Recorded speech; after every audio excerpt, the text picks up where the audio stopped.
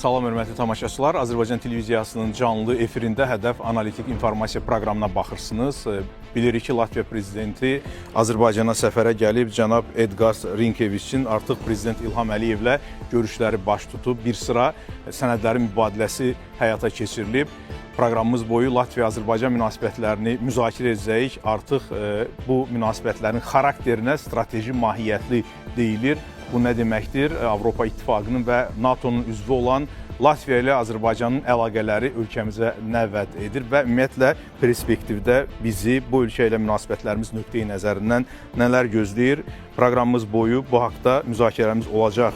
Əziz tamaşaçılar, həmçinin biz bilirik ki, Prezident Donald Trump İranla əldə olunmuş atəşkəsin müddətini uzatdığını açıqlayıb və uzatmada konkret olaraq müddət göstərilməyib. Bu müddətin göstərilməməsi ətrafında da spekulativ artıq təhlillər həyata keçirilir. Bəziləri bildirirlər ki, tərəflər sadəcə bu atəşkəsdən istifadə edərək güc toplayırlar və hərbi əməliyyatlar qaçılmaz ola bilər. Bax, bu sualı da sözsüz ki, biz qonaqlarımızdan soruşacağıq proqramımız boyu, əziz tamaşaçılar. Beləliklə, Hədəfin qonaqları Sevil Mikayılova, Azər Allahverənov, parlamentarlərimiz xoş gəliblər proqramımıza. Xoşdur yenidən sizi görmək və hərbi ekspertimiz Ədalət Verdiyevdə salamlamaq istəyirəm. Ədalət müəllim, siz də verilişimizə xoş gəlmisiniz. Sevil xanım, dərhal sizinlə başlayaq. Latviya-Azərbaycan münasibətləri strateji mahiyyətlidir, dedi Latviyanın prezidenti. Azərbaycan prezidenti cənab İlham Əliyevlə birlikdə mətbuata verdiyi açıqlamada. Bu nə deməkdir? Azərbaycan-Latviya münasibətlərini necə xarakterizə etmək olar? Buyurun. İlk növbədə bu dost münasibətləridir və söyləmək lazımdır ki, sınaqdan keçmiş əməkdaşlıqdır. Və biz əgər qarşılıqlı belə deyək, fəaliyyətimizin tarixinə baxsaq, Azərbaycan və Latviya arasındakı dövlətlər arası münasibətlərin xronikasına baxsaq, kifayət qədər pozitiv olub və onu söyləməliyik ki, bizi birləşdirən bir tarix, yəni bildiyiniz kimi Latviyada keçmiş Sovetlər İttifaqının üzvü olub və bizi birləşdirən o tarix düşünürəm ki, çox möhkəm özül də yaratdı, yəni onun da bir faktoru oldu və bunu xüsusi qeyd etmək lazımdır ki, ölkə rəhbərlərinin də bir rəhni oldu ki, Azərbaycan və Latviya arasındakı münasibətləri kifayət qədər məhsuldar saxlaya bilsinlər. Və mən xüsusilə qeyd etmək istəyirəm, 2017-ci ildə strateji tərəfdaşlıq haqqında imzaladığımız sənədi və bu tamamilə yeni bir səhifə oldu Azərbaycan və Latviyanın dövlətlər arası münasibətlərində və biz bundan sonra baş verən proseslərə baxsaq, Latviya hər zaman, baxmayaraq ki, siz də qeyd etdiniz, Avropa Birliyi ölkəsidir, eyni zamanda NATO ölkəsidir.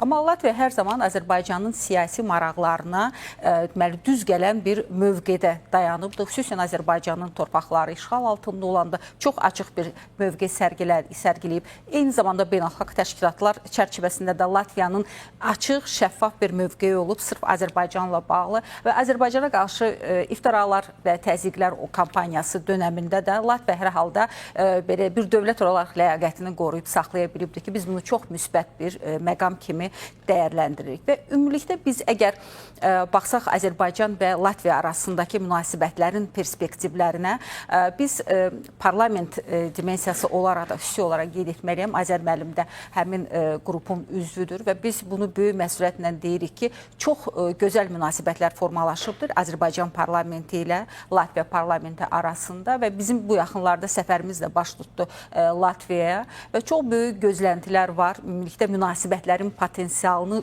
doğru istiqamətə yönləndirmək üçün və burada biz artıq hökumətlər arası komissiyadan xüsusi bir fəallığın gözlənilməsini qeyd etməliyik və bu çox vacib bir məsələdir ki, bugün həmin hökumətlər arası komissiyaya Latviyanın Kənd Təsərrüfatı naziri rəhbərlik eləyir. O yeni hökumətdə yer almış nazirlərdən biridir və Azərbaycanla münasibətlərin daha üst səviyyəyə qaldırılması üçün çox açıq proqramları və sənədləri də ortaya qoydu.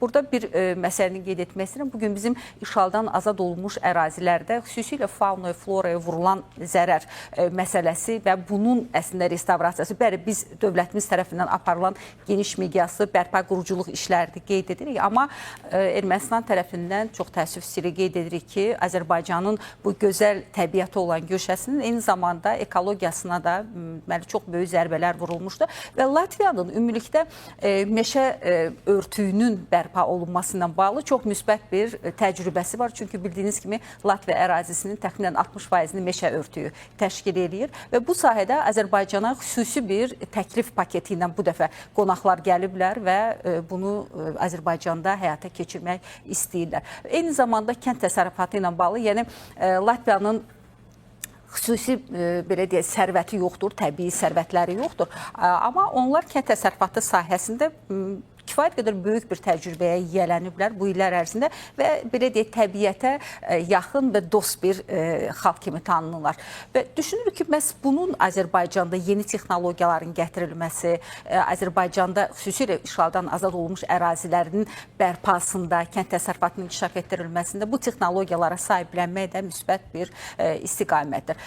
Başqa, əlbəttə ki, iqtisadi yöndə əgər biz danışsaq, Latviya Pribaltika ölkəsi olaraq, yəni 3 Pribaltika ölkəsindən biridir. Eyni zamanda Avropa Birliyi ərazisində də böyük ümidlər bəslənir bildiyiniz kimi və onun o Nordik təşkilatı ilə olan əlaqələri bu Şimali Avropa ölkələrinin 5-ini birləşdirir və üstəgəl 3, yəni buna Nordik 8 təşkilatı deyilir, 8 üzvü olduğuna görə və bu Nordik 8 ilə də Azərbaycanı birləşdirəcək bir bağ kimi çıxış edir, bir əlaqə kimi çıxış edir. Biz düşünürük ki, bu cür bilirsinizmi, həmin Nordik təşkilatına məsələn İsveç, Danimarka, Finlandiya kimi, Niderland kimi ölkələr daxildir və biz müəyyən mənada siyasi alanda bu ölkələrlə problemlər yaşamışdıq. Yəni bunu qeyd etməliyik. Amma iqtisadi məsələdə yaşamaqdayıq. Bəli, elə Belçika və Niderlandın yaxındakı qətnamələri düz deyirsiniz ki, bu əyani bir faktor. Amma düşünürük ki, Azər müəllim, ümumilikdə əgər biz iqtisadi sahədə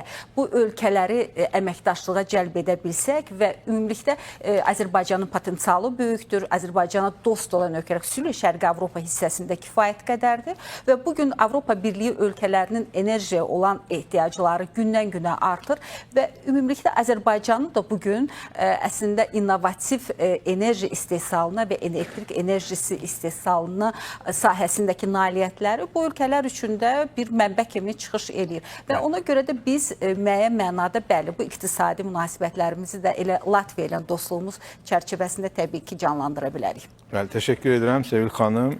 Azər müəllim, siz necə xarakterizə eləyərdiniz münasibətlərimizi və bu xüsusilə də bu səfər çərçivəsində imzalanan sənədlər var, sənədlərin mübadiləsi həyata keçirilib, daxili işlər orqanları arasında, kənd təsərrüfatı sahəsində, xarici işlər nazirlikləri arasında əməkdaşlıq və s. Bunlar mövcud, yəni imzalanan sənədlərdir. Bax, bu pəncərədən baxanda münasibətlərimiz necə görünür? Elnar müəllim, mənim hörmətli həmkarım Sevil xanım kifayət qədər çox şaxəli və çox aspektli həmin münasibətlərin ayrı-ayrı sahələrinə toxunaraq fikir bildirdi və tamamilə razıyam və hətta bir qədər də onu mən genişləndirmək də istəyərəm. Məsələ bundadır ki, bəli, iki ölkə arasında münasibətlər kifayət qədər sabit inkişaf etməkdədir və strateji mahiyyət xarakter daşıyır. Sevil xanım qeyd elədiyi kimi 2017-ci ildə çox vacib sənəd imzalanıb, amma münasibətlər 2017-ci ilə qədər artıq kifayət qədər intensiv inkişaf edirdi və biz siyasi dialoqun ən bariz göstəricilərdən biri iki dövlət arasında siyasi dialoqun mövcudluğudur ki, yəni biz bunu xüsusilə vurğulamalıyıq. Digər sahələrdə ola bilsin ki, o səviyyədə dediyimiz nəticələr əldə olunmuyubdur, amma sırf siyasi dialoq müstəvisindən... Azər müəllim, üzr istəyirəm, bir operativ məlumat var, biz çatdırmalıyıq onu. Bugün Prezident İlham Əliyevin adından Latviya Respublikasının Prezidenti Edgars Rinkeviçin şərəfinə rəsmi lanç verilib, əziz tamaşaçılar. O kadrlarda ekranlarınızda görürsünüz hal-hazırda. Elə sırf bu səfərin xarakterinə görə də rəsmi lançın verilməsi təbii ki, olduqca bir əlamətlər bir hadisədir. Məsələ bundadır ki, bəli, siyasi dialoq ən yüksək səviyyədə təmin olunmaqdadır. 1994-cü ildən üzü bəri daim inkişaf edən bir siyasi dialoqda biz danışırıq. Müxtəlif platformalarda təbii ki, Azərbaycanla Latviya bir-birini dəstəkləyibdir. Ərazi bütövlüyü Azərbaycan üçün həyati əhəmiyyətli olan məsələdə də Latviya hər zaman Azərbaycanın yanında olubdur. Amma bununla yanaşı eyni zamanda bir məsələni də yaddan çıxartmaya bir qədər əvvəl Sevil xanım Nordik barədə danışdı. Bəli, bizim üçün Azərbaycan üçün Latviya ilə münasibətlər sırf Baltikyanı ölkələr və bir qədər də geniş alanda Nordik ərazisinin və təsir dairəsinə çıxışın təmin olunması baxımından olduqca vacibdir. Bu sırf tək iqtisadi nöqteyi nəzərdən yox, həm də siyasi nöqteyi nəzərdən sonraki mərhələdə həmin o Belçikadır, Niderland və digər parlamentlər, ölkələrin parlamentlərinə müsbət imicin formalaşması baxımından biz bu resursdan maksimum təbii ki istifadə eləməliyik. Düşünürəm ki, bu nöqteyi nəzərdən, amma eyni ilə bunun bir əks tərəfi də var. Yəni Azərbaycan da Latviya üçün Cənubi Qafqaz bölgəsinə çıxışın təmin olunması baxımından olduqca vacibdir. Ən böyük problem iki dövlət arasında birbaşa olaraq logistikanın olmamasıdır. Nəqliyyat dəhlizlərinin olmamasıdır. Amma ki, real olaraq siz bir qədər əvvəl sual verirsiniz ki, perspektivlər hardadır? Bax, perspektivlər sırf bu sahədədir ki, biz bunun üzərindən, yəni Rusiya-Ukrayna müharibəsi fonunda təbii ki, bəlkə də ola bilsin ki, bugün tezdir danışmaq, amma müxtəlif alternativlər var. Bunun üzərində də təbii ki, baş sındırmaq mümkündür. Bu məsələnin bir tərəfi. Enerji təchizatçı nöqteyi nəzərindən Azərbaycan ən qarantlı, etibarlı enerji təchizatçı qismində çıxış eləyə bilər Latviya üçün ki, bunun üzərində də təbii ki, müəyyən əminəm ki, danışıqların aparılması, alternativ ya bərpa olunan enerji, yaşıl enerji və digər kontekstlərdə də nəzər alsaq ki, xüsusilə də Latviya bu sahədə bəli, diqqət yetirməkdədir. Kənd təsərrüfatı olduqca çox önəmli. Elə yeri gəlmişkən, elə məhz bu səbəbdən də bir qədər əvvəl Sevil xanım qeyd elədi ki, iki dövlət hökumətlər arası komissiyada rəhbərlik edən də Kənd Təsərrüfat Naziridir. Latviya tərəfdən də, səhv eləmirəmsə Azərbaycan tərəfdən də eyni zamanda Kənd Təsərrüfat Naziri rəhbərlik eləyir və nəticə etibarilə biz görürük ki, burada dövlətin proyeksiyası, perspektiva hesablanmış siyasəti eyni zamanda kənd təsərrüfat sahəsinin çox geniş inkişaf etdirməklə yanaşı bu nəticələri proyeksiya eləmək iki dövlət arasında olan münasibətlərə. Bu, təbii ki, olduqca vacib bir məsələdir. Yeri gəlmişkən, onu da deyim ki, elə Kənd Təsərrüfatı Naziri barədə danışmışkən, səhv eləmirəmsə, o mənə qədər olubdur. Sevil xanım onu mənə xatırladar. Kənd Təsərrüfatı Naziri keçmiş deputat olubdur, parlamentin üzvü olubdur və eyni zamanda həmin o işçi qrupunun da rəhbəri olubdur. Yəni Latviyanın Kənd Təsərrüfatı Nazirində. Bu da təbii ki, şəxsi əlaqələrin ən yüksək səviyyədə olmasından xəbər verir. Bölgəni bilir o nöqtəyiniz. Bəli, bəli. Bir mənalı şəkildə nəzərə alsaq ki, tək bu bölgəni yox, bir qədər də geniş baxsaq, Ərəb dünyasında yaxşı bilir. Yəni etnik mənsubiyyətinə görə də, yəni Ərəb dünyasına da çıxışları belə kifayət qədər var. Azərbaycanlılara da Latviyada, yəni xüsusi orada yaşayan soydaşlarında xüsusi münasibətin olduğunu söyləyə bilərik. Bəli, bir mənalı şəkildə deyə bilər. Dövlət vəzifələrində təmsil olunur. Mən fikir verdinizsə, siyasi, iqtisadi məsələlərə toxundum. O cümlədən də nəqliyyat, logistika, energetika toxundum və üçüncü bir sahədə qaldı, hansı ki, xüsusilə vurğulamaq lazımdır. Bu humanitar sahədir. Humanitar sahə dediyimiz təhsil, səhiyyə, o cümlədən elmi mübadilələr və siz qeyd elədiyiniz kimi həmin o ölkələrin icmalarının fəaliyyət göstərməsi ki, Rigada bildiyiniz kimi Latviyada bizim çox kifayət qədər fəal icmamız var və bizim diplomatik korpusla sıx təmasda işləyirlər. Təqribən səhv eləmirəmsə 600-ə yaxın bizim tələbə hal-hazırda Latviya universitetlərində təhsil alır. Erasmus proqramı çərçivəsində bəli, yəni kifayət qədər geniş səpkidə bir fəaliyyət var və biz görürük ki, ayrı-ayrı sahələrdə nəinki təmaslar var, hətta bu təmasların dərinləşdirildiyini də biz görürük və bununla yanaşı eyni zamanda da bunun perspektivi də var. Və xüsusilə də sadaladığım istiqamətlər üzrə düşünürəm ki, indi təbii ki, iki dövlət arasında ticari mübadiləsinin statistik göstəricilərinə diqqət yetirsək, görə bilərik ki, bəlkə də o belə arzu olunan səviyyədə deyil, amma buna başqa kontekstdə baxaq, görün perspektiv nə qədərdir? Bunu necə inkişaf etdirmək olar? Perspektiv kifayət qədərdir. İthal ixracın strukturuna baxanda, bəli. Orada biz görürük bizdən sənaye məhsulları daha çox və onların da qida yeyinti məhsullarının, kənd təsərrüfat məhsullarının Azərbaycana ixracı baş verir. Perspektiv böyükdür deyirsiniz. Bəli, perspektiv elə ən azından, bax həmin o dediyimiz kimi kənd təsərrüfat sahələrində, yəni ən azından bu yeyinti, qida məhsullarının mübadiləsinin artırılması üçün böyük potensial var. Amma qeyd etdiyim kimi bunu ləngidən, bunu əngəlləyən problem nədir? Logistikanın olmaması. Yəni bildiyiniz kimi ən önəmli məsələ, yəni iki dövlət arasında ticari dövriyyənin inkişaf etdirilməsi üçün birbaşa təchizat zəncirlərinin olmasıdır. Latviya ilə bizim aramızda mövcud olan təchizat zəncirləri kifayət qədər böyük bir dövrü əhatə edib, böyük bir ərazidən keçir.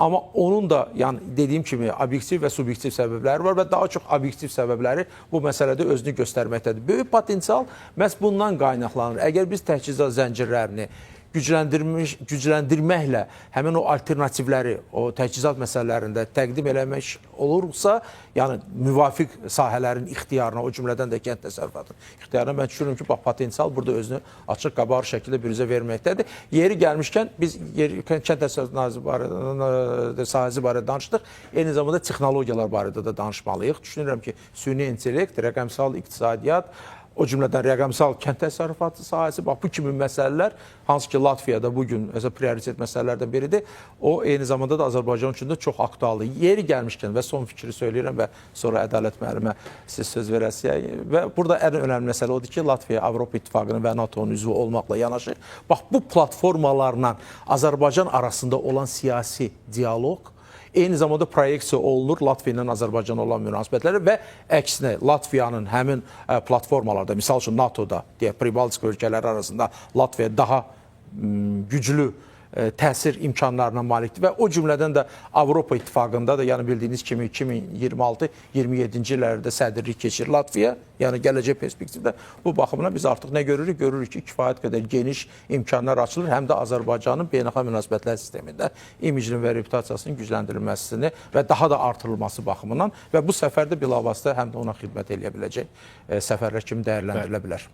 Təşəkkür edirəm Azər müəllim. Ədalət müəllim, sizə söz verəcəm, amma Vüsal Mətləb bizim xüsusi müxbirimiz indi bizə bağlanacaq. Vüsal, salamlayıram sizi.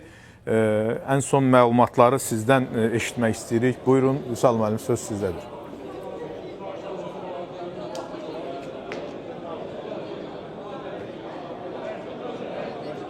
Buyurun.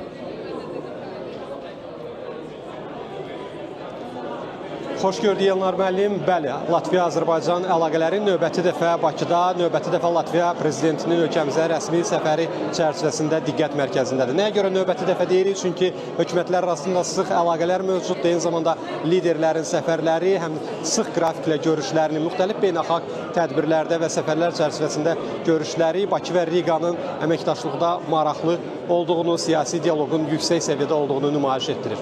Əslində tərəflər bunu rəsmi şəkildə nümayiş etdiriblər, yəni hüquqi baza ilə möhkəmləndiriblər bu siyasi dialoqu. 2017-ci ildə 9 il bundan öncə Azərbaycan və Latviya arasında strateji tərəfdaşlığa dair imzalanmış sənədlə. Bugün Latviya prezidentini geniş nümayəndə heyətinin müşahidə etməsi, eyni zamanda indi əhatəsində dayandığımız iş adamlarının müşahidə etməsi təsdiqləyir ki, Latviya Azərbaycanla əməkdaşlığa nə qədər mühüm əhəmiyyət verir. Latviyalı iş adamlarının çox sayda müxtəlif sahələri əhatə edən şirkətlərin təmsilçilərinin Azərbaycana təşrif buyurması da təsdiq eləyir ki, qarşılıqlı sərmayə qoyuluşu iqtisadiyyatın müxtəlif sahələrində əməkdaşlığı genişləndirməyə siyasi əzm və maraq var. Əlbəttə, artıq mətbuata açıqlamalarda da bu ifadə olundu. Siyasi dialoq yüksək səviyyədədir, münasibətlər yüksək səviyyədədir. Ticarət dövriyyəsi, əməkdaşlığın iqtisadiyyatın müxtəlif sahələrində mövcud əməkdaşlıq əlaqələri bu dialoqa, bu siyasi çərçivəyə həmişə uyğun gəlmir. Hansı ki, potensial böyükdür. Xüsusilə enerji sahəsində bugün Azərbaycan Avropanın enerji təhlükəsizliyində rolunu artırmaqdadır. Eyni zamanda Latviya Azərbaycan qazının alıcıları sırasına qoşulmaq istəyir. 16 ölkə Azərbaycan qazını alır. Onlardan 10-u Avropa İttifaqının üzvüdür. O ölkələrdən biri də əlbəttə Latviya ola bilər. Belə imkanlar var. Latviya bildiyimiz kimi Avropa İttifaqının və NATO-nun üzvüdür və bugün Azərbaycanın bu iki ittifaqla əlaqələrinin möhkəmləndirilməsində də Latviya xüsusi rol oynayır. Latviyanı maraqlandıran daha bir neçə istiqamət, informasiya kommunikasiya texnologiyaları, yaşıl texnologiyalar və xüsusilə nəqliyyat sahəsidir. Bugün Şimal-Cənub dəhlizinin şaxələndirilməsində Azərbaycandan keçən, eyni zamanda Şərq-Qərb dəhlizinin şaxələndirilməsində Azərbaycandan uzanıb keçən Transxəzər layihəsi, orta dəhliz həm də Latviya üçün maraqlıdır. Xüsusilə nəzərə alsaq ki, şimalda və cənubda münaqişə ocaqları nəinki ortadan qalxmır, əksinə alovlanmaqda davam edir. Və bütün bunlar həm də Azərbaycan-Latviya əməkdaşlığı üçün yeni çağırışlar yaradır və tərəflər bugün buradakı bu qələbəlik təsdiq edir ki, tərəflər bu əməkdaşlıqda maraqlıdır. Hələlik isə bizim buradan çatdıra biləcəklərimiz bu qədər. Söz yenidən sizdə. Təşəkkür edirəm Vüsal Mətləbə verdiyi məlumatlara görə. Ədalət müəllim, strateji tərəfdaşlıq haqqında yəni iki ölkə arasında konkret sənəd də var və bu gün Latviya prezidenti də vurğuladı ki, Azərbaycanla münasibətlərimiz strateji mahiyyətlidir, səmərəliliyinə görə və istiqamətlərinə görə.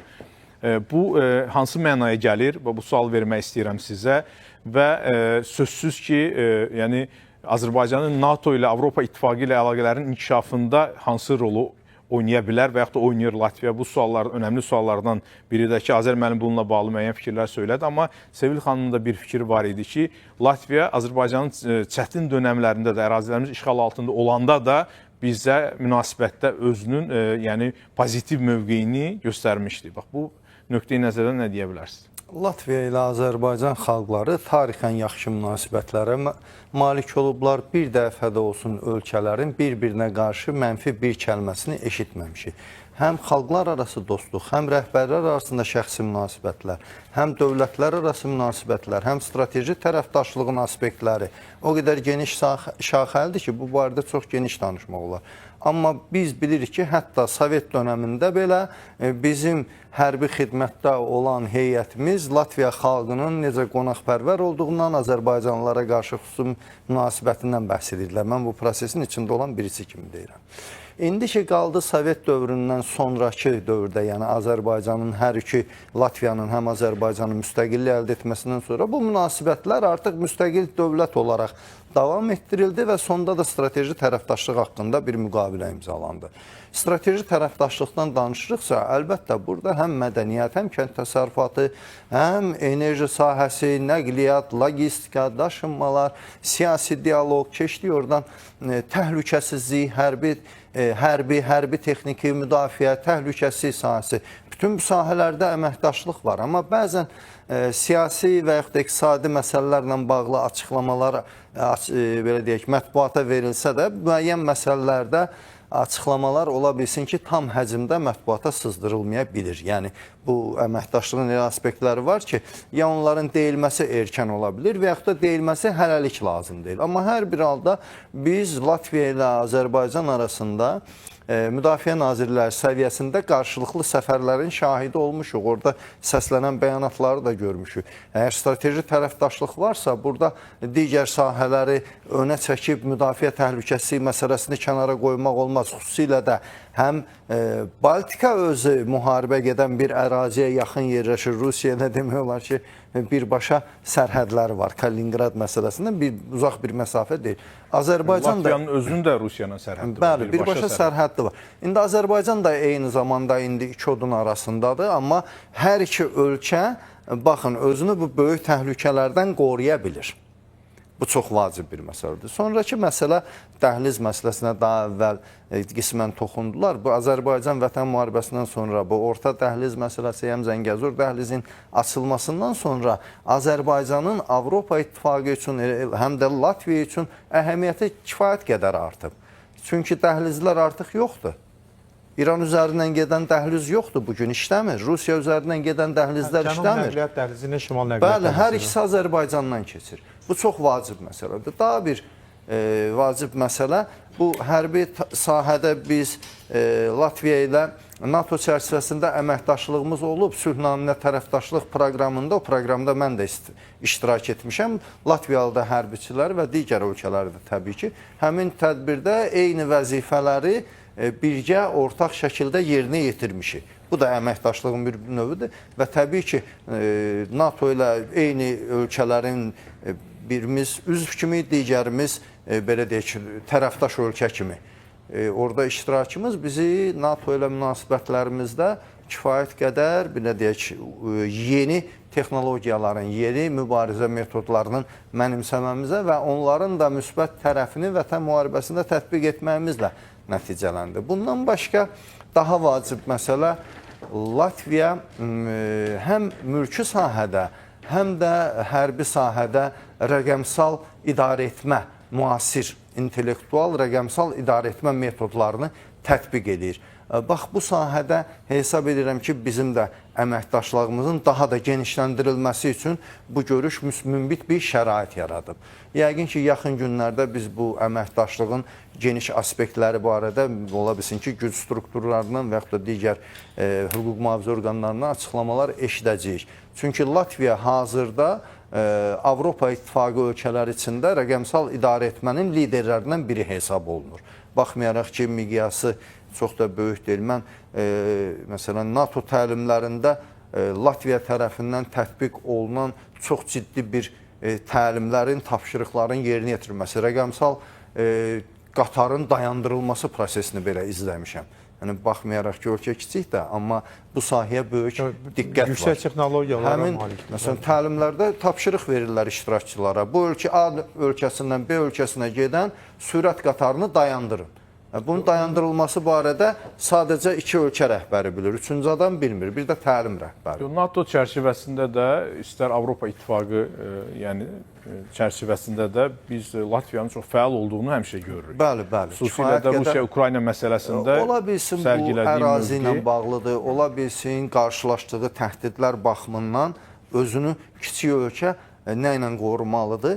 İnformasiya texnologiyası ilə, kiber təhlükəsizliyə qarşı dayanıqlıqla və s. və ilaxır. Çünki bilirik ki, zaman-zaman Latviyada qarşı müəyyən təhdidlər səslənib, ərazilərindən pilotsuz vasitələrin Rusiya tərəfindən buraxılması və s. bunu şahid olmuşuq. Yəni, onlarda da artıq təhlükəsizlik sahəsinə çox ciddi diqqət var. Böyle bir immunitet də formalaşıb. Eynisi ilə də biz qarşı-qarşı olmuşuq. Yəni, bizi birləşdirən həm mədəni dəyərlərimiz var, həm tarixi dəyərlər var, həm hərbi məsələlərdə bir bərabər olmalıyıq. Bu dəstək hesab edirəm ki, gələcəkdə daha da genişlənəcək. Bu görüş digər sahələrdə də əməkdaşlıq üçün, xüsusilə də təhlükəsizlik müdafiə və hərbi müdafiə sənaye məhsullarının istehsalı sahəsində müəyyən belə deyək, irəli doğru addımların atılmasına, əməkdaşlığın genişləndirilməsinə müəyyən şərait yaradacaq. Enerji sahəsində də, yəni, enerji sırf mənim sahəm olmasa da, təbii ki, Azərbaycan 10 ölkəyə, Avropa İttifaqının 10 ölkəsi ilə strateji tərəfdaşlıq müqaviləsi varsa, Latviya da ora daxildirsə, təbii ki, biz ilk növbədə öz enerjimizi, imkanlarımızı strateji tərəfdaşlara təklif edirik. Ondan sonra digər ölkələrə. Görürsünüz, Niderland, Belçika heç nə almır. Almayacaq da. Amma yeri gəlmişkən elə Rumıniyadır, Polşadır, onun üzərindən faktiki olaraq təbii qazın çox rahat şəkildə nəql edəyəm. Pribaltik ölkələrinə, o cümlədən də Latviyaya nəql etmə imkanları böyük. Bəli. Bu mövzu ilə əlaqədar nəsə əlavə etmək istədiyiniz varsa edək. Bir məsələni qeyd etmək istəyirəm. Hörmətli Ədalət müəllim burada hərbi sahədəki əməkdaşlığımızı qeyd etdi. Bəli, biz bu dövlətlər arası siyasətə qarışmadan söyləmək istəyirik ki, yəni Rusiya ilə Pribaltik ölkələri arasındakı gərginlik təbii ki, ortalıqdadır və onların çox müsbət bir təcrübəsi var. Xüsusilə sərhəd xidmətinin innovativ texnologiyalarla təchiz olunması. Və bu çox düşünürəm ki, faydalı bir təcrübədir öz-özünü. Çünki Azərbaycan torpaqlarını işğaldan azad edib və bizim işğaldan azad olunmuş ərazilərimizdə dövlət sərhədinin də bərpasına ehtiyac var. Yəni bu ən azından yenidən qurulur. Ona görə də bu çox produktiv ola bilər. İkinci məsələ də enerji sahəsində də düşünürəm ki, çox vacib məsələdir ki, bugün Pribaltika ölkələrinin bəli ehtiyacı var, xüsusən Rusiya ilə bağlı münasibətlərdəki o gərginlikdən sonra. Amma Transxəzər xəttinin çəkilməsi ilə daha yeni bir düşünürəm ki, səhifə açılacaqdır. Çünki onlar da Baltika yolunu çəkirlər bu dəqiqə Pribaltika ölkələrindən, yəni şimaldan cənuba doğru o istiqaməti götürüblər ki, sonradan Konstansa portu vasitəsilə, limanı vasitəsilə Qara dənizdən birbaşa olaraq həmin çıxışı əldə etmək və şimala doğru enerji təchizatını həyata keçirmək ki, bu məsələdə də əlbəttə ki, biz Azərbaycan prezidentinin çox uğurlu enerji siyasəti və intellektual bacarığını qeyd etməliyik regionda. Amma bütün bunun fövqündə də biz artıq regionda bir bağlayıcı funksiyanı da öz üzərimizə götürmüş oluruq, sırf enerji xətləri baxımından. Yəni, danışdığımız layihələr bu əslində mümkünsüz layihələr deyil. Bunlar potensialı olan layihə və artıq reallaşmaqda olan layihələrdir. Yeri gəlmişkən, Selim xanım qeyd elədi, sərhəd idarəçiliyi məsələsini. Əslində o hərbi sahəyə diqqət yetirdikdə daha çox intensiv münasibətlər məhz sərhəd idarəçiliyi mövzusu üzərindədir. Qarşılıqlı səfərlər və digər məsələlər, bəli, bu ondan xəbər verir ki, real olaraq yəni hədəflər bəllidir və bu baxımdan da yeri gəlmişdi, onu da deyək ki, Pribaltika ölkələri arasında hərbi potensialına görə ən güclü dövlət məhz Latviya hesab olunur da, düzdür Ədalət müəllim, və ona görə də çox zaman bir çox gərgin siyasi debatlarda hədəf kimi məhz Latviya göstərilir. Təşəkkür edirəm hər birinizə. Mən çox yaxşı xatırlayıram. Beynəlxalq təşkilatlarda da, yəni Latviya çox adekvat şəkildə Azərbaycan münasibətdə müsbət mövqe tuturdu. Yəni onun nümayəndələri, xüsusilə Avropa Şurasında bunu bir tarixi fakt kimi demək olar. İran və Amerika Birləşmiş Ştatları arasında olan gərginlik davam edir. O cümlədən də İsraillə. Amerika Birləşmiş Ştatlarının prezidenti Donald Trump atəşkəsi uzatdığını ifadə edib. Gəlin görək o bu sözləri necə deyib. Kontekstdə təbii ki, müzakirəmiz olacaq. Buyurun. Yeni təkliflər təqdim olunana və müzakirələr başa çatana qədər İranla atəşkəs rejimini uzadıram. Pakistanın quru qoşunları komandanı Asim Munir və baş naziri Şahbaz Şərif məndən hərbi əməliyyatları dayandırmağı xahiş etdilər. Hərbiçilərə tapşırıq vermişəm ki, dəniz blokadasını davam etdirsinlər və bütün istiqamətlər üzrə hazırlıqlı olsunlar.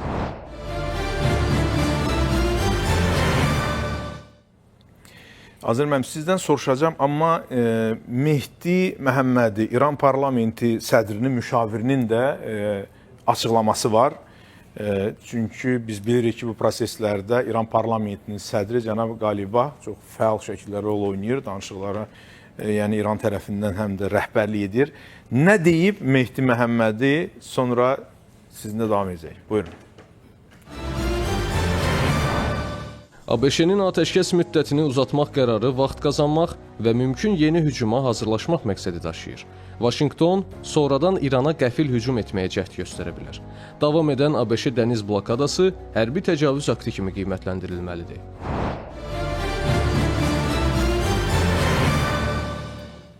Buyurun Azər müəllim. Hər iki tərəfdən olan bəyanatları eşitdiniz. Cənab Trump deyir, mən uzadıram. İran da deyir ki, bu sadəcə vaxt qazanmaqdır. Təbii ki, İran demir ki, uzatmır. Məsələ bundadır. Amma bir mənalı şəkildə deyə bilərik ki, sırf Donald Trump'ın bu məlum fikri geniş yayımlanmamışdan öncə belə bir fikir də, yəni eyni zamanda məlum informasiya məkanına atıldı ki, bu hansı ki Pakistandan məhz ABŞ-a, yəni rəsmi İslamabaddan Vaşinqtona ünvanlanan müraciətlər idi ki, burada daha çox Munirin adı hallanırdı ki, yəni bu müddətin uzadılması məsələsini yəni bir növ xahiş olunurdu və bu da ona görə lazımdır ki, tərəflər arasında orada çox maraqlı bir ifadə var idi. Bir yekdil bir mövqeyi müəyyənləşənə qədər bax bu vaxt uzadılsın. Bax çox maraqlı bir nüans. Görüşlə bağlı. Görüşlə bağlı, hə, görüşlə bağlı yekdil mövqelərin müəyyənləşənə qədər. Məsələn, bu nə deməkdir? Bu deməkdir ki, hər iki tərəflə konkret olaraq Pakistanın iştirakı ilə danışıqlar aparılır. Hər iki tərəf öz şərtlərində israrlıdırlar. Bütün məsələlər daha çox Hörmüz boğazı ətrafında baş verməkdədir. İranın mövqeyi konkretdir. Burada İran deyir ki, ABŞ blokadanı götürsün, mən Hörmüz boğazını açıram. Bax, belə bir fikir, yəni o da dövrəyə atılıbdır. ABŞ isə bu məsələdə daha konkret olaraq, yəni Hörmüz boğazının indiki şəraitdə və şərtlərin açılmasının tərəfdarıdır. Çünki maraqlıdır ki, İran bu şərtlər olmadan belə masa ətrafında oturmuş olsun və 2-3 mövzu ətrafında əsas danışıqlar aparılsın. Bu hansılardır? Hörmüz boğazıdır bir mənalı şəkildə. Bu nüvə proqramıdır və bu da eyni zamanda proksi qüvvələrlə bağlı olan, İranın çox vacib bununla bağlı olan mövqeyidir. Hələlik ki, bax bu 3 məsələdə, təbii ki, orada çoxlu şərtlər var masa üzərində. Zamanında biz danışırdıq. 15 şərt ABŞ-ındır, 10 şərt İranındır və s. və ilaxır. Amma eyni zamanda tərəflər onu da boyunlarına alırlar ki, bir çox məsələlərdə hansısa bir razılaşma olmasa da belə, amma mövqelərin başa düşülməsi dair bir razılıq var. İranın Tunisdəki səfiri Mir Məsud Hüseyni belə bir açıqlama verib. Elə bugün Qərb mətbuatında gördük biz bunu. Deyir ki, yəni İslamabaddakı danışıqlarda Amerika Birləşmiş Ştatları Hörmüzün idarəçiliyində ABŞ-nin iştirakını tələb etdi və bizdən zənginləşdirilmiş uranı istədi.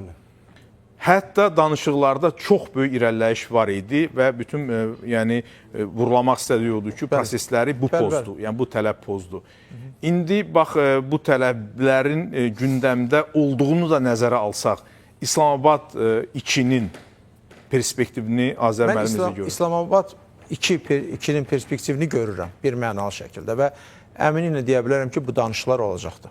Baxmayaraq ki, indi ritorika kifayət qədər kəskindir və biz bu ritorikanı daha çox bugün İran rəsmilərinin dilindən eşidirik. Yeri gəlmişkən Tunisdə, İranın Tunisdəki səfirinin söylədiyi fikirlər nədənsə, misal üçün İranın Xarici İşlər Naziri tərəfindən dilə gətirilmədi. Görünür, səfir vasitəsilə bunu yayırlar. Amma ki, istənilən halda bu ondan xəbər verir ki, bir çox məsələlər üzrə razılaşmalar var idi. Yeri gəlmişkən Donald Trump'ın bununla bağlı bir tweeti də var. Yadınızda düşür, bu X platformasında, daha doğrusu Truth platforması üzərindən bu yayılmışdı ki, yəni bir çox məsələlərdə artıq fikirlər bəllidir, aydındır, razılaşmalar da var, amma konseptual olan məsələlər var, onlar qalır hələlik ki, masa üzərində ki, mən qeyd elədim, 3 elementi Azər müəllim, gəlin konkret danışaq da. Yəni mən də konkret dedim sizə, İslamabad 2 olacaqdır. Yox, aydındır. Amma mən onu soruşmuram. İndi olacaq, olmayacaq, onu görəcəyik. Lap olsa belə, yəni tərəflərin konkret tələbləri var və hər ikisi deyir ki, bu qırmızı xəttdir,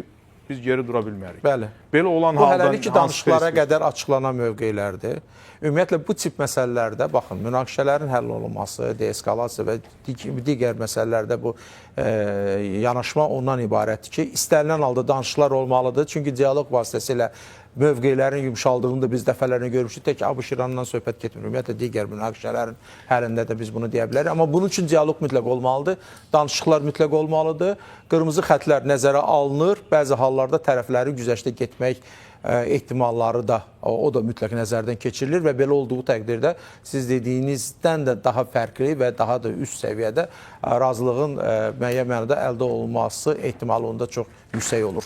Amma qeyd etdiyim kimi güzəştlər və qırmızı xətlərdəki olan mövqelərdən bir qədər çəkilmələr baş verdiyi halda. Amma bunun üçün danışıqlar olmalıdır. Bu kimi ritorika və sərt bəyanatlar həmin o dediyimiz deeskalasiyaya xidmət eləmir. Burada Sevil xanım müddət göstərməyib Donald Trump. Adətən deyir axı 2 həftə, 1 həftə uzadıram, amma müddət göstərilməyibdir. Üzr istəyirəm, çünki göstərilmir, onu da yerindən uzatma ehtimalı yarana bilər, ya ehtiyacı yarana bilər. Ona görə də müddət deyilmir. Azər müəllim, Qərb analitikləri isə deyirlər ki, ona görə müddət göstərməyib ki, İran tərəfi müəyyən mənada toparlana bilsin və İranın yeni dini liderinin də mövqeyi öyrənildikdən və qərar verildikdən sonra masaya artıq konkret olaraq təkliflərlə gəlinsin. Bax, siz necə düşünürsünüz bu fikirlərə münasibətdə? Əvvəlan, danışıqlar prosesi çox çətin, gərgin və mürəkkəb keçir. 48 illik radikal düşmənçilikdən söhbət gedir. Yəni, bunun 1-2 raundda həll olunması bu utopik bəlkə də səslənə bilər. Çünki mən düşünürəm ki, danışıqlar prosesi kifayət qədər uzun çəkəcəkdir və tərəflər biri-birinə asanlıqla konsensusa, kompromisə getməyəcəklər. Bu bir faktdır. Bəli, danışıqlar prosesinin baş tutması, davam etməsi və yaxud etməməsinə bağlı müxtəlif ssenarilər təbii ki, masa üzərində var və bunu ara-sıra analitiklər səsləndirirlər. Amma ən vacibi olan birincisi, danışıqlar prosesi gedir.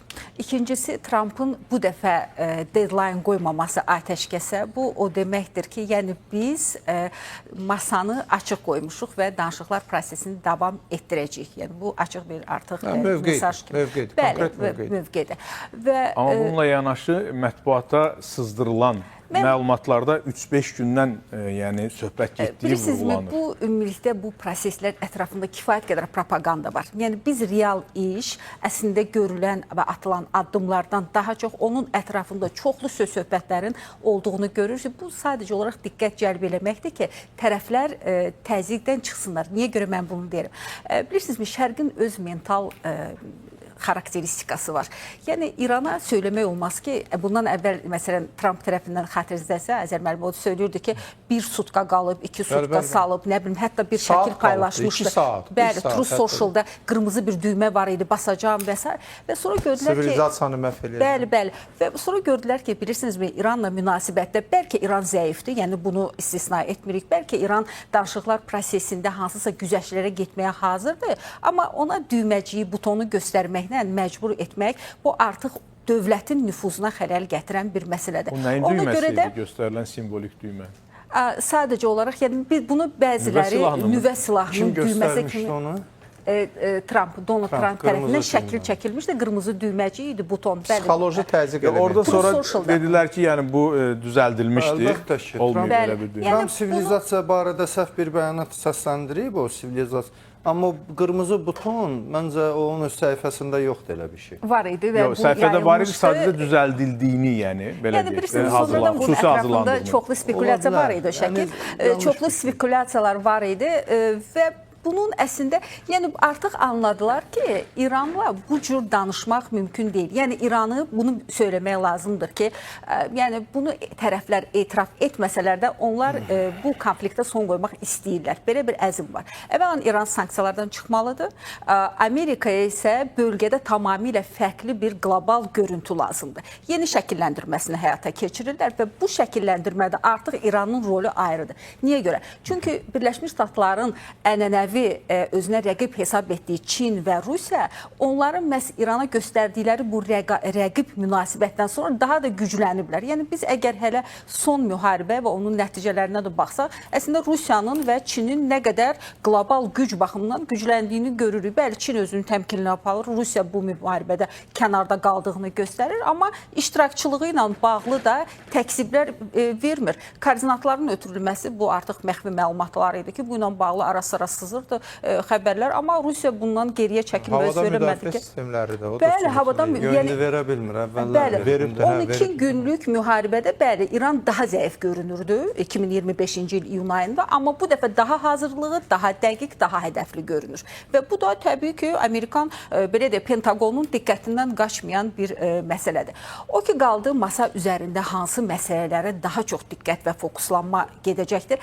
İndi burada nüvə proqramı ilə bağlı danışırlar. Bu mənim öz şəxsi mövqeyimdir ki, bu sadəcə olaraq görüntünü yaratmaq üçün. Əvvələn İran rəsmi şəkildə bəyan edib, fətva da var idi ki, onlar nüvə silahına yiyələnmək istəmirlər. Niyə görə? Çünki İran İslam ölkəsidir və bu sırf dini baxımından qəbul olunmazdır. Bəli, uran zənginləşdirilir. Xüsusilə Rusiya ilə birlikdə onlar atom enerjisini inkişaf etdirmə, atom proqramını inkişaf etdirməklə bağlı Rosatomdan çox güclü şəkildə işləyirlər və bu şəhər, yəni onların birgə fəaliyyətinin çox bariz bir nümunəsidir və bunu heç bir tərəf də danmır. Amma bugün bilirsinizmi, İranla münasibətdə əsas məsələ proksi qüvvələrlə bağlı düşünürəm ki, bunu İrana tələb kimi qoyublar. Çünki İranın... O məqam önəmlidir, ona görə bir qədər istərdim onu dediniz, sadəcə bu şəhər yəni istiqamətində, o bu şəhərdə atom elektrik stansiyası tikintisi və s. Amma digər tərəfdən də İranın nüvə, yəni uranın zənginləşdirilməsi proqramı da hər kəsə məlumdur. Hətta 60%-ə qədər zənginləşdirmə haqqında çirkli bomba artıq əldə edib deyənlər də var. İndi Ədalət müəllimdən soruşarıq o haqda. Bəs bu spekulativdirmi, yoxsa... Bilirsinizmi, gəlin belə deyək.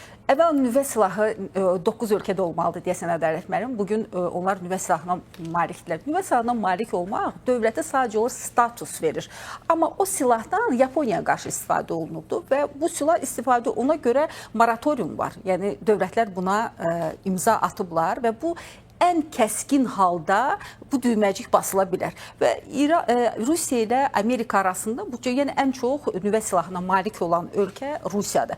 Amma istənilən gəlişmədə və senaridə Rusiya bunu səsləndirir. Amma bu həyata keçəcək, keçməyəcək, buna çox skeptik yanaşırlar. Çünki nüvə silahı sadəcə olaraq dominantlıq gətirir dövlətə. Amma bu praktik həldirmi və yaxud ki, praktik istifadə oluna bilər, bu digər bir məsələdir. Bəli, bəziləri söyləyirlər ki, yəni yəni bu artıq belə də daha belə futuristik bir nəzəriyyədir ki, gələcəkdə Birləşmiş Ştatlar tərəfindən bu Avrasiyada istifadə oluna bilər və yəni bütünlükdə Birləşmiş Ştatların dünya üzərində hegemonluğunu bərpa edə bilər. Amma bu belə deyək ki, fantastika səhifəsidir. Amma reallıqda isə bəli, xüsusilə Şimali Koreyanın da nüvə silahı var. Baxmayaraq kiçik ölkədir, amma onunla münasibətdə elə Birləşmiş Ştatlarda kifayət qədər məsafəli davranır. Və ona görə də İranın tərəfdaşları, xüsusilə Rusiya tərəfindən artıq bu səsləndirilir ki, baxmayaraq ki, belə bir fətva var idi. Əvvələn Xamneyi rəhmətə getdikdən sonra bu fətva da onunla birlikdə artıq iptal olubdur və yenidən İran qərar qəbul edə bilər ki, o nüvə silahına maliklənsin. Həm də konvensiya məsələsi var. Konvensiya üzv deyilsənsə, artıq əlini qolunu açır. Nüvə silahı, non-proliferation, onlar da üzv olmadığına görə, yəni əslində bilirsiniz, İranı uzaqlaşdırmaqla bu proseslərlə Qərb çox məsələlərdə özünün əlini qolunu bağlayıbdır.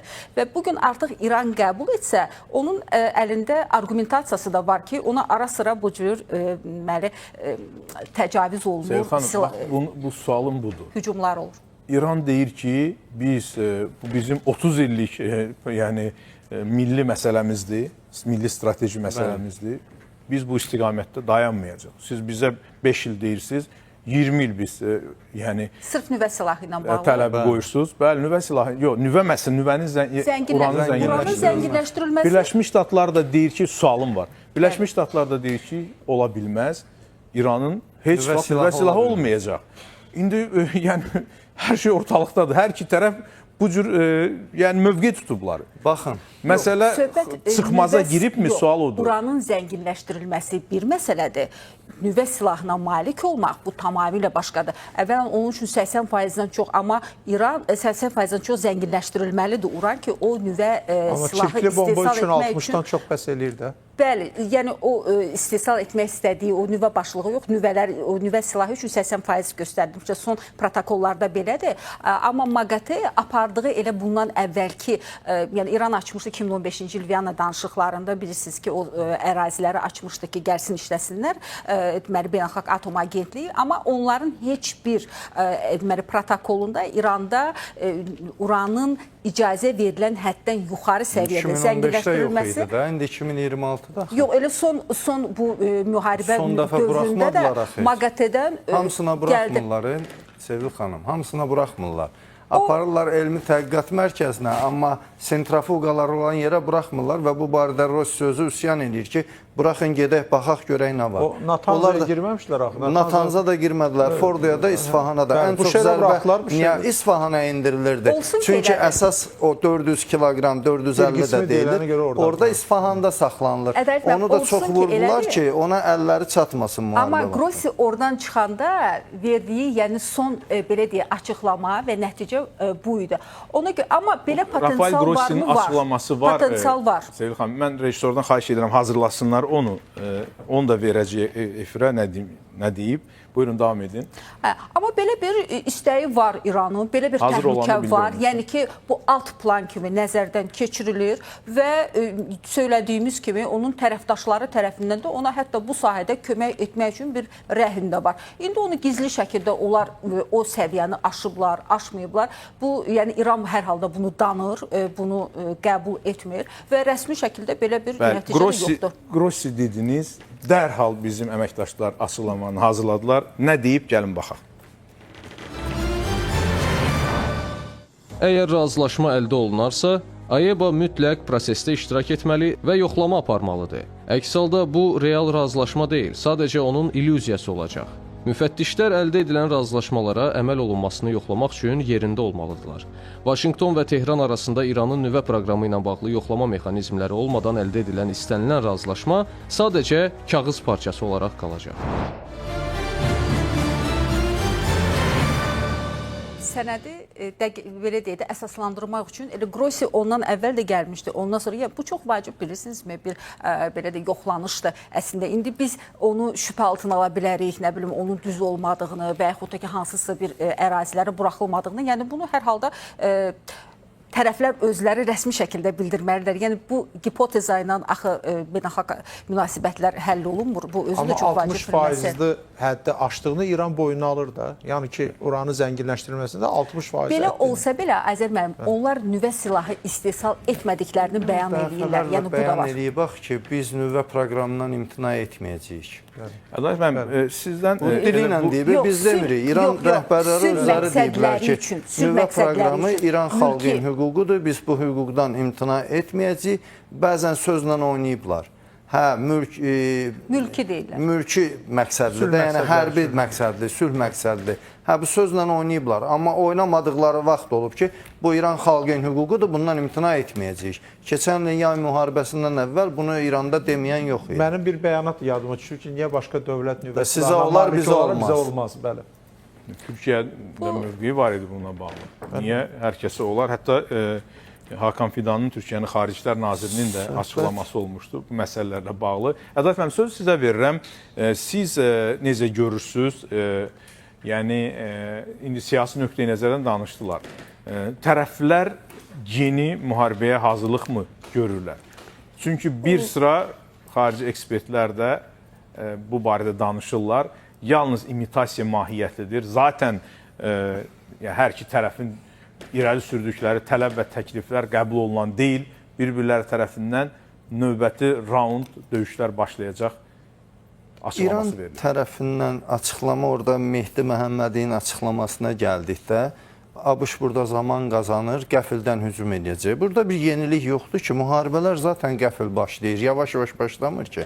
İkincisi də tərəflərdə əgər bir atəşkəs rejimi varsa, 2 həftədən də çoxdur davam edirsə, təbii ki, tərəflər silah, sursat, texnika, vasitə, avadanlıq, onların servis xidməti, texniki xidmətini göstərəcəklər və növbəti əməliyyatlara hazırlaşacaqlar.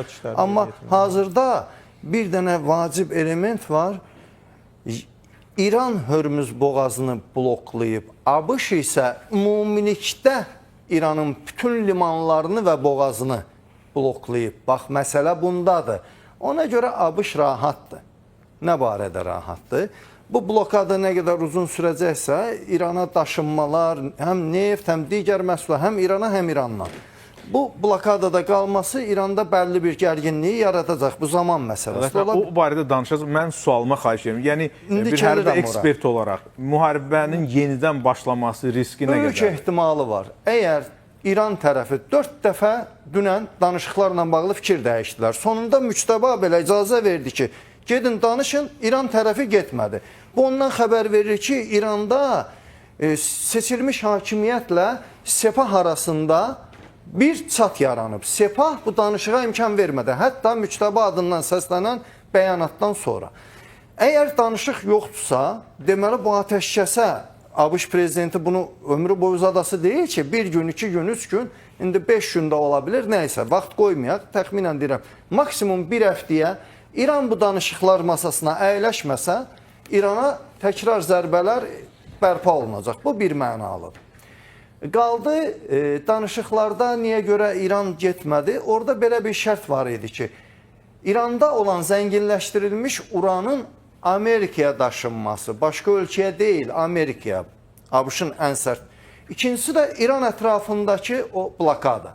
Blokada barədə razılıq əldə olunmadı. İran amma o uranın, zənginləşdirilmiş uranın daşınmasında müəyyən geri addımlar atmışdı. Bu bəlli idi. Amma İranın tələblərindən biri də Hizbullaha zərbələri dayandırsın İsrail. Əvvəlcə İsrail biraz dözdü, amma son günlərdə yenə orada Hizbullahın bir neçə silahlısını vurdu və s. və vəziyyət burada biraz da gərginləşdi. Amma İran nədənsə bunu hələlik dilə gətirmir. Amma görüntülər təqdim olunub var. Bugünkü günə bizim gördüyümüz odur ki, İran ilə ABŞ-ın hərbi potensialını eyniləşdirmək olmaz. Ən azından Qalibiyev özü də, digər rəsmilər də öz dilləri ilə deyirlər ki, ABŞ-la bizim potensialımız eyni deyil. Anlaşıldı, bu eyni deyil. Amma bu müharibənin davam etməsi İrana daha çox ziyan gətirəcək. Nədən? İranın istehsal potensialının böyük bir hissəsi söhbət silah istehsalından gedir. Zərər görüb. Amma tam bitib, tükənib demək deyil. Zərər görüb. Ola bilər ki, sığınacaqlarda, bunkerlərdə müəyyən hissə qalıb.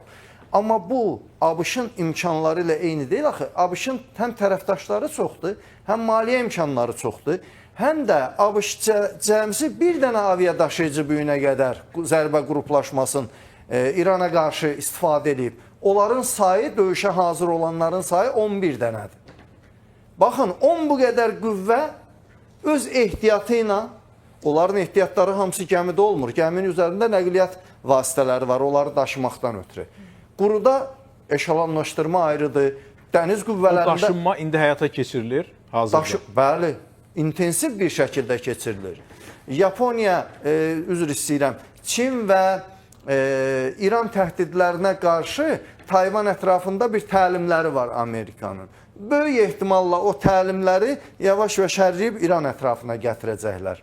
O da mümkündür. İkinci, dünən baxırıq, İraq səmasında 3 dənə Thunderbolt, A-10 Thunderbolt hücum təyyarəsi, bir dənə də yanacaq dolduran təyyarə havada patrol xidməti həyata keçirir. Digər tərəfdən ABŞ-ın AWACS-ları da havadadır. Digər tərəfdən ABŞ-ın daşınmaları, hava daşınmaları bu 15 gündə bitmir. Flak Fighter-də baxsınlar, görünür. Bir gün dayanmadı, bir gün. Daim intensivliyi var. İndi baxaq İrana. İrana dəniz yolu bağlı.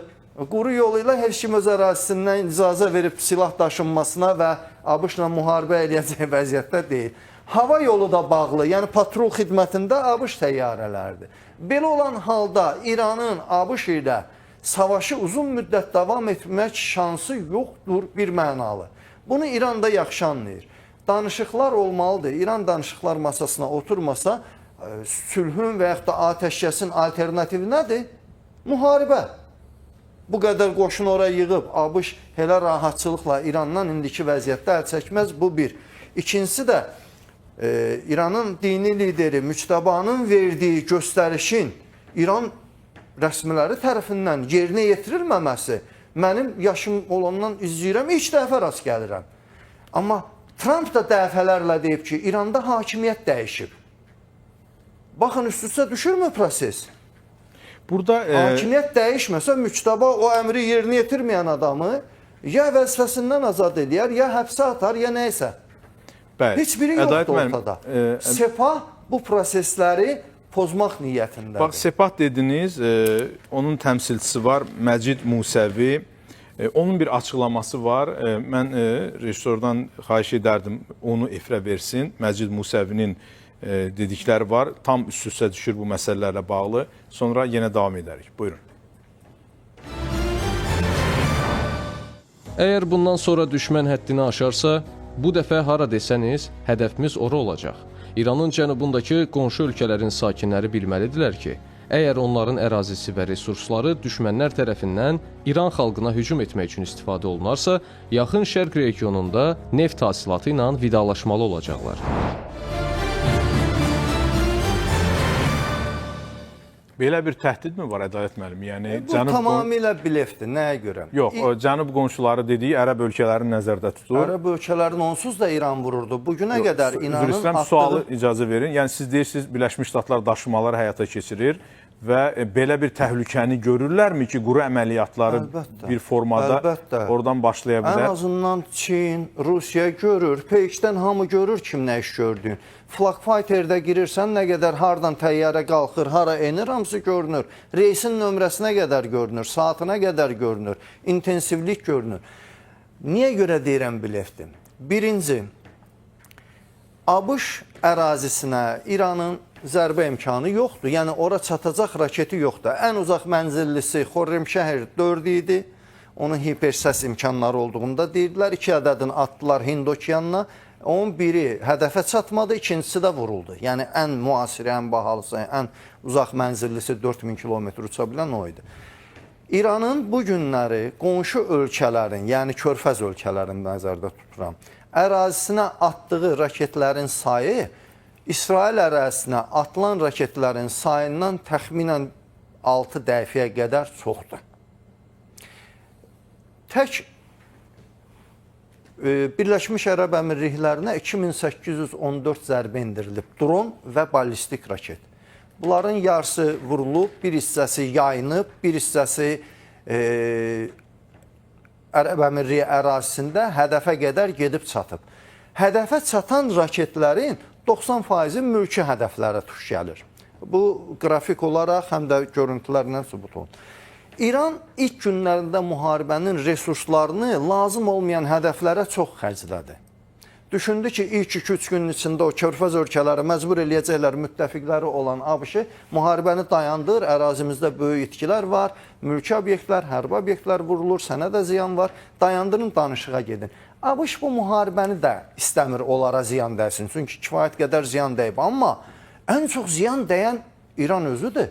Ədalət, bəs İsrail burada hansı mövqeyi tutur? Bax, yenə bir məlumat var ki, İsrail ilə Livan arasında danışıqlar olacaq. Hətta var. cənab Rubionun, Amerika Birləşmiş Ştatlarının dövlət katibinin də o danışıqlarda iştirak edəcəyi ifadə olunur. Bu da bir fon yaratmaq üçündürmü, yoxsa çünki İranın tələblərindən biri Livanda əməliyyatların dayandırılmasıdır. Niyə? İranın indi əsas proksi qüvvələri arasında Həmas var idi. Həmas 2 gün qabaq dedi ki, mən bitirdim öz fəaliyyətimi, təslim edirəm Fələstin administrasiyasına, bu işdən çəkilirəm və s. Onsa Həmas eşin eləmirdi, İsrail heç atmırdı, onlar dayanmışdı. Ənsarallah bəyanat verdi, heç bir şey yoxdur. Husilər verdi bəyanat, heç nə yoxdur. İraqdakı şiələrin rəhbəri vardı, adını unutdum. O da bəyanat verdi, amma real olaraq İraq ərazisindən faktiki olaraq Amerika istifadə edir. Heç oradakı qoşunu heç nə eləmirlər. Burada yeganə döyüş potensialını qismən qoruyub saxlayan Hizbullahdır. Hizbullah İranın, belə deyək ki, İsrailə yaxın olan və sonuncu forpostudur, belə deyək. İndi Livan özü də anlayır ki, Livanın potensialı yoxdur İsrailə qarşı döyüşsün. Hizbullahın qismən var. Hizbullahın döyüşməsi Livana da ziyan edir. Çünki işğal olunan, İsrail tərəfindən işğal edilən ərazi, Letoni çayının sol sahili və orada bufer zonanın yaradılması məhz Livan torpaqları hesabınadır. İsraili oradan çıxartmaq asan olmayacaq. Hizbullah da hökumətə təzyiq göstərir ki, davam etmə. Yəni belə bir açıqlama da var. Əlbəttə, danışıqlara getmə. Bu Hizbullah lideri də pisləyir bu danışıqları, hədəliyir hətta Livan hakimi. Məsələnin çətin tərəfi odur ki, Livan hökumətində nazirlərin bir neçəsi Hizbullah üzvüdür. Orduda, Livan ordusunda zabitlərin bir neçəsi Hizbullahdan gəlmədi. Üstə gəl, Hizbullaha Livan dövlətin gücü çatmır. Dövlət içində dövlət yaradıb Hizbullah orada. Kimin əli ilə? İsrailin əli ilə. Suriyada bu məsələ həll oldu bir növ. İraqda da bu məsələ zəiflədi, amma yenə də qalır. Ən azından raketləri yoxdur İsrailə qədər atmağa. Amma Livanda bu mümkün deyil. Livan hökuməti də indi İsraillə razılaşmaq istəyir ki, mən sənin dediklərini anlayıram, sənin təhlükəsi problemin var, gəl bir yerdə həll eləyək. Amma mənim ərazim hesabına deyil. İndi İsrail də buna razı deyil. Digər tərəfdən isə İsrail İran ilə ABŞ arasında onun iştirakı olmadan o razılaşmanın əldə olunmasına qarşıdır. Yadınızdadsa Netanyahu da dünən ABŞ prezidenti ilə uzun müddətli bir məsləhətləşmələr keçirdilər. Onların məqsədi İsrailin sərf eləmir. Axı İranın belə bir zəiflədilmiş vəziyyətində sülh əldə olunsun, sonra da ABŞ zonadan çəkilər, çəkilməz, indi deyirlər getməyəcək. Aktivlərinə həbs aradan qaldırılsın, sanksiyalar aradan qaldırılsın. Mümkündürmü bu? Yarada bilər. Ona görə də bu mümkündürmü? Yəni Birləşmiş Ştatlar buna gedə bilərmi? Bilirsinizmi, Trump bəzən görürsünüz ki, məsələn, adekvat açıqlama verə bilər, gözlənilməz bir addım ata bilər. Onun hərəkətlərin proqnozlaşdırmaq indi çətindir. Amma İsrailin addımları məntiqlidir, ardıcıldır öz baxış bucağından. Görürsünüzmü, Qəzzada problemini bitirdi, ondan sonra İran problemini başladı, bu tərəfdən Hizbullaha keçdi, eyni zamanda da Livanla problemini həll edir. Yəni, İsrail ətrafında bir təhlükəsizlik çəmbəri qurmağa çalışır. Eyni zamanda da təbii ki, müttəfiqi ABŞ-ın böyük potensialından istifadə etməklə. Bəli. Təşəkkür edirəm Ədalət müəllim. Yenə davam edərik. Abbas Ərakçinin bir açıqlaması var, İranın Xarici İşlər Nazirinin. Gəlin görək o nə deyir, sonra yenə davam edəcəyik. ABŞ Silahlı Qüvvələrinin Hörmüz boğazı ətrafında İran limanlarını blokadaya alması müharibə aktıdır və bu, mövcud atəşkəs rejiminin açıq şəkildə pozulması deməkdir. Ticarət gəmisinə zərbələrin endirilməsi və onun heyətinin girov götürülməsi isə daha ciddi pozuntudur. İran bu cür məhdudiyyətləri necə neytrallaşdırmağı, öz maraqlarını necə qorumağı və təzyiqə qarşı necə müqavimət göstərməyi yaxşı bilir.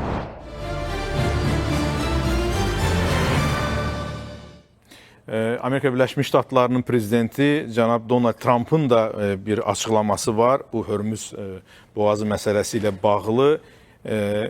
Gəlin ona da baxaq, sonra Sevil xanımla davam edəcəyik. İran Hörmüz boğazının bağlanmasını istəmir. Onlar gündə 500 milyon dollar qazanmaq üçün onun açıq qalmasını istəyirlər. Onlar bildirirlər ki, yalnız mən onu tam bağladığım üçün bu addımı atmaq istəyirlər. Beləliklə, sadəcə nüfuzlarını qorumağa çalışırlar. Amma bunu etsək, İranla bağlı razılaşma heç vaxt baş tutmaya bilər. Sevil xanım, siz hər iki tərəfin açıqlamasını dinlədiniz. Nədir şərhiniz bax bu məsələ ilə bağlı?